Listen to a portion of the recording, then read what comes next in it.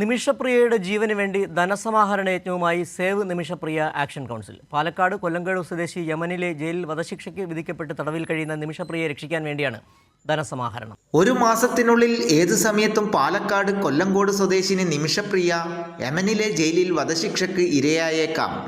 തടവിൽ കഴിയുന്ന നിമിഷപ്രിയയുടെ വിധി നടപ്പിലായേക്കാമെന്ന വിലയിരുത്തലിൽ ദിയാധനം ഉൾപ്പെടെ ചെലവുകൾക്ക് ധനസമാഹരണ യജ്ഞവുമായി സേവ് നിമിഷപ്രിയ ആക്ഷൻ കൗൺസിൽ രംഗത്തെത്തിയിരിക്കുകയാണ്.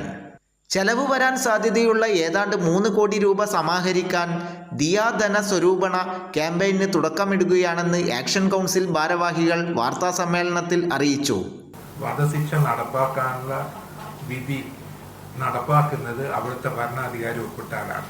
എന്ന് ഒപ്പിടുന്നോ ഉടനെ നടപ്പിലാവും. ഇപ്പോൾ അദ്ദേഹത്തിന് മുമ്പിലാവുള്ളത് ഇതാണ് സിറ്റുവേഷൻ. അപ്പോൾ നമ്മെ സംബന്ധിച്ചോളം ഇനി പബ്ലിക്കിൽ വന്ന് ഫണ്ട് കളക്ഷൻ ഇല്ലാതെ വേറെ മാർഗമില്ല. മകളുടെ ജീവൻ രക്ഷിക്കാൻ എല്ലാവരുടെയും സഹായം വേണമെന്ന് യമനിൽ നിന്നും നിമിഷപ്രിയയുടെ മാതാവ് പ്രേമകുമാരി.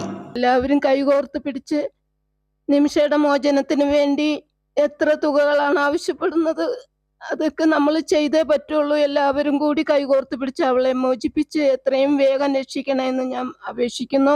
500 രൂപ വീതം 60,000 പേർ സഹായിക്കാൻ തയ്യാറായാൽ തുക സമാഹരിക്കാം.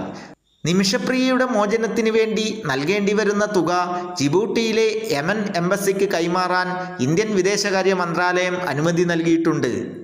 കൈരളി ന്യൂസ്, പാലക്കാട്.